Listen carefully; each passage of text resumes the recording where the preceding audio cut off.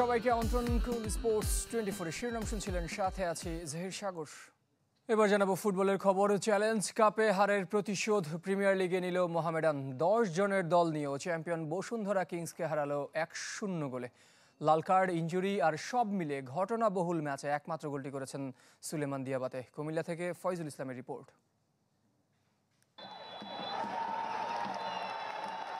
অবশেষে বসুন্ধরা কিংসকে হারালো মোহামেডান।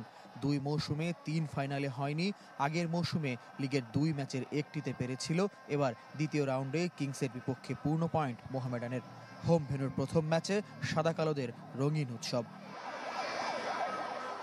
শুক্রবার কুমিল্লায় গোল, পেনাল্টি মিস, লাল কার্ড, দুদলের ফুটবলারের উত্তেজনা, দর্শক উন্মাদনা সবই ছিল। 25 মিনিটে লাল কার্ড দেখেন মোহামেডান গোলরক্ষক সুজন হোসেন। আরিফ হোসেনকে উঠিয়ে গোলরক্ষক সাকিব আল হাসানকে নামান কোচ আলফাজ আহমেদ। ম্যাচ জুড়ে সাকিব অদম্য, অনন্য, একের পর এক শট ঠেকিয়ে সাদা কালোদের ম্যাচে রেখেছেন বদলি গোলরক্ষক। গোলশূন্য প্রথমার্ধ। দ্বিতীয়ার্ধেও দুদলের হয়েছে সমানে সমান লড়াই। 10 জনের মোহামেডান শুধু সংখ্যার হিসাবে।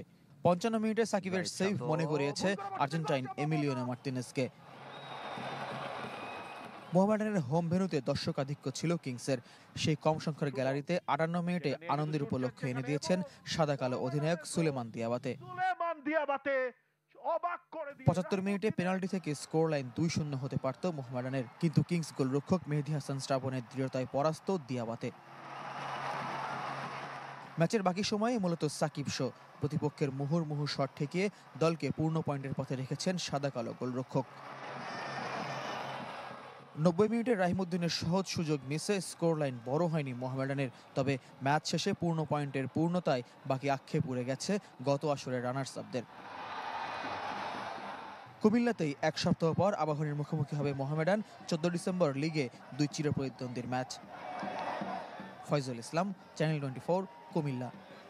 বিপিএল এর ফ্র্যাঞ্চাইজিগুলোর সাথে লভ্যাংশ ভাগাভাগি করতে অনাগ্রহী ক্রিকেট বোর্ড। টুর্নামেন্ট শুরুর আগে হতাশা প্রকাশ করেছেন চ্যাম্পিয়ন বরিশালের কর্ণধার মিজানুর রহমান। তার মতে এমন পরিস্থিতিতে টিকে থাকা কঠিন ফ্র্যাঞ্চাইজিটির জন্য। If you spend the money in different way and you add this money in the BPL account, then for sure it will be a loss to them. BPL এর সবশেষ চ্যাম্পিয়ন ফরচুন বরিশাল। সে দলের মালিক যখন এমন মন্তব্য করেন, তখন প্রশ্ন উঠতেই পারে দেশের ফ্র্যাঞ্চাইজি টুর্নামেন্ট ঘিরে। বিসিবির বর্তমান কমিটির বিপিএল নিয়ে নানা আয়োজন। দর্শকদের আগ্রহ বাড়াতে পরিকল্পনা শেষ নেই, কিন্তু সেই আয়োজনে যেন থেকেও নেই ফ্র্যাঞ্চাইজিরা। আপনারা এখানে এই অনুষ্ঠান করতেছেন, ওখানে অনুষ্ঠান করতেছেন, but you are not even thinking about franchise, how they pay, how they you are pushing, you must pay before coming the player, blah blah blah blah. 11তম আসরে অন্যদের তুলনায় ব্যয়বহুল দল গড়েছে বরিশাল।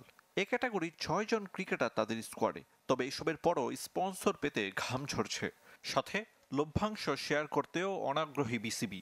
এমন হলে বিপিএল এ টিকে থাকা কঠিন হবে ফ্র্যাঞ্চাইজিটির জন্য।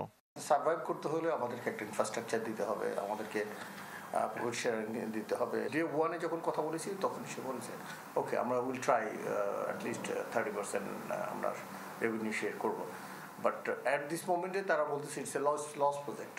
বিপিএল এর স্বার্থে ক্রিকেট বোর্ডকে কার্যকর পদক্ষেপ নেওয়ার কথা বলেছেন মিজানুর রহমান। তার মতে প্রয়োজনে পরামর্শ নিতে পারেন প্রধান উপদেষ্টার কাছ থেকে।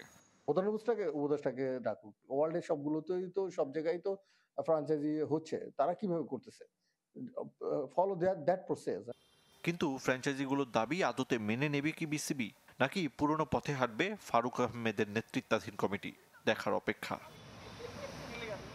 আরিফুল ইসলাম, চ্যানেল 24, ঢাকা। এই ছিল কুল স্পোর্টস 24 এখনকার আয়োজনে। সঙ্গে থাকার জন্য সবাইকে ধন্যবাদ।